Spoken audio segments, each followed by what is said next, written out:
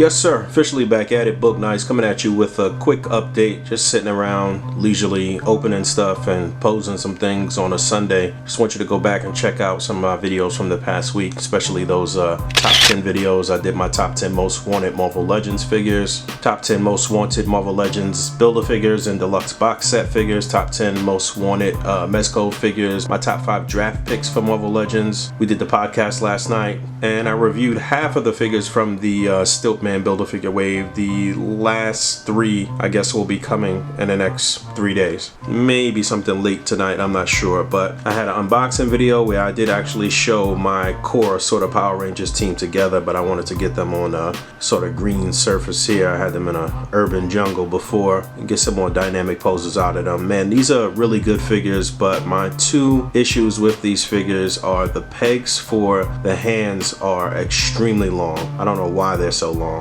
They don't need to be that long. It would be better if you didn't have to use so much force to put them in. I feel like I'm gonna break those pegs every single time I swap out the hands. And how on earth don't these things have open hand sculpts? Come on, who's calling me? Yeah, sorry about that. So yeah man, all they needed was 1 additional hand sculpt or 2 additional per figure for those open hand sculpts. They need to just put out a bag of hands, man. But otherwise than that, great articulation, great likeness. Kind of shitting on the SHF version, which took like 10 years to complete the whole crew. I kind of don't even want the SHF ones anymore. The unmasked head sculpts are pretty good. You know, they're not bad, but I mean, what you get here for 20 bucks is very impressive, I must say. All right, moving on. I also picked up this is just me chronicling the stuff that I got from my Big Bad Toy Store pile of loot the other day. If you didn't check out that video, then you can, and you'll know what's gonna be coming up in these little setups, basically. But I got the Beskar Armor Mandalorian. This was the single pack one, not the one that came with the child. I already had the single pack, the child figure, or Grogu, as we know now. This is actually a really nice figure. This came out better than the original armor to me. It just looks better, just photographs better, especially for the $20 Black Series price. Only thing I would complain about is the rubber cloak, which still sits really nice, but I would just like a material one with some bendy wire just to kind of get it flailing in the wind. I did have one custom made for the original armor version. I still don't like the way the rifle plugs into the back, but again, he looks very sleek and very good here alongside Grogu.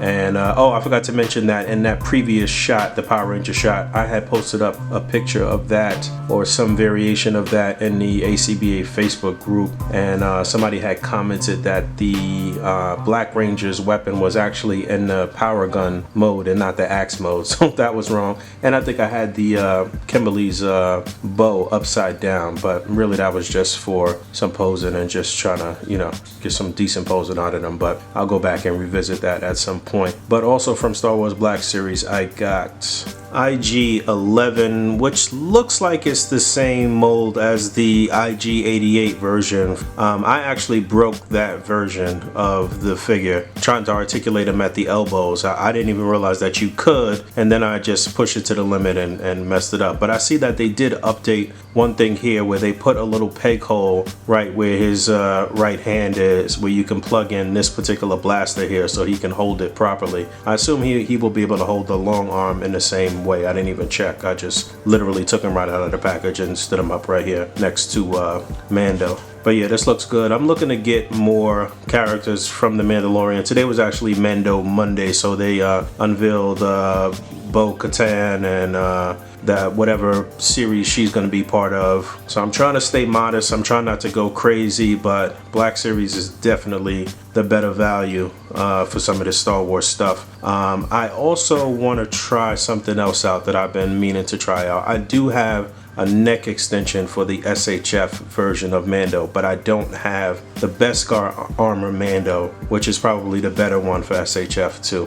But let me check that out. Alright, so that took a minute to get everything on. This is why I really don't like this figure, because it's, for one, it's delicate. 2, it's a really tedious process to get everything situated with the rifle on his back and 2 different latches to the rifle and this and that and switching out the hands and blah blah blah, whatever. Bottom line is the figure is a little better with this neck peg. So shout out to John Walker Customs. Hold on.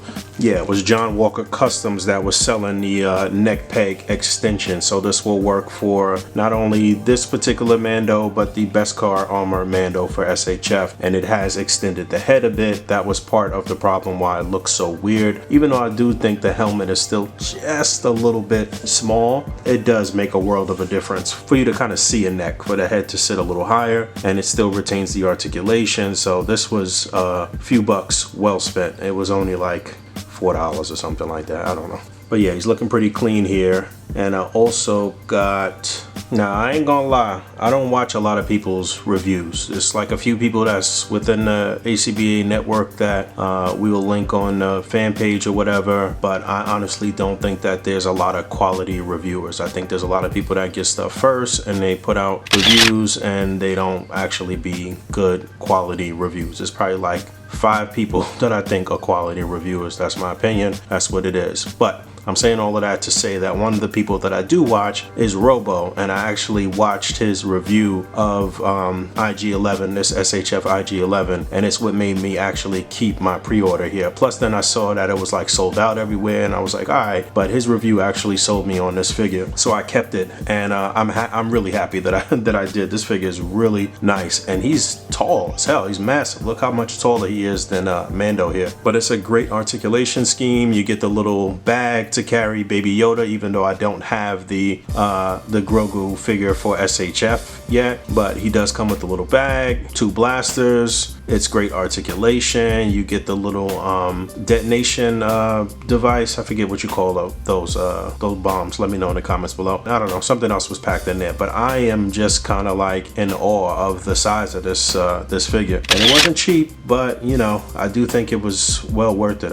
This actually makes Mando better, and probably even makes the Beskar armor version better too, which I don't have, but it's all good. It's this is a really nice figure. I also got the SHF Dragon Ball Bulma's Cycle here, which came with this little pack-in of Kid Goku, which is actually the properly sized Kid Goku. You know, the one that we actually got was way too big. This is like a little static figure. The head does move and the tail moves a little bit, I think. So yeah, you can turn the head left to right, and obviously you would have already needed to own this Bulma figure, but packed in with the cycle was a interchangeable like skirt, so it will fit properly on her legs here, and you can get her sitting on a cycle. Everything looks good here, man. You can get her sitting flush, and her hands actually on the handlebars. She comes with 2 extra hands, or the cycle comes with 2 hands for holding the handlebars. And the actual cycle is quality, man. It has some weight to it. It's not, you know, cheap plastic or anything like that. It is a very nice cycle. The top portion does come off, so it's easier for you to sit her